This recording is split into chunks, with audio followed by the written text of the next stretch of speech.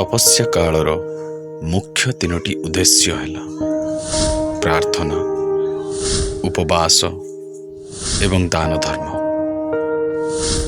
प्रार्थना हेउची सही कार्य जहा लोकों को ईश्वर निकट को नहीं थाए।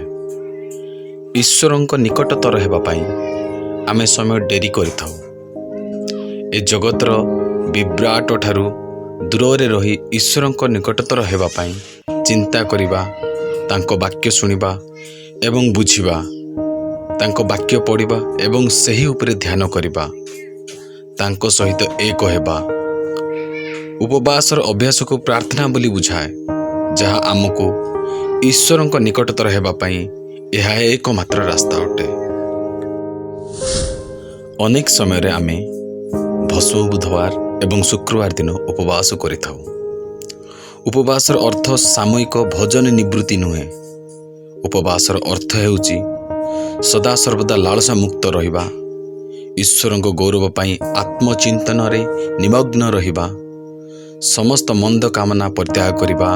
एहा द्वारा ईश्वर ठारू आमे अशेष अनुग्रह लाभ करिथाउ।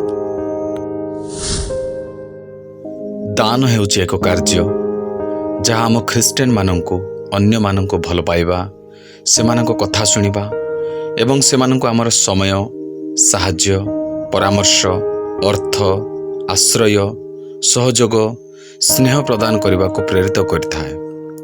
यह वस्तु जिनिष देवारे सीमित नुहे, यह आत्मार एक उपहार। दान देवा हेउची ख्रीष्टଙ୍କ सहित तांको दारिद्र्यतारे एक हेबा। धन्यवाद।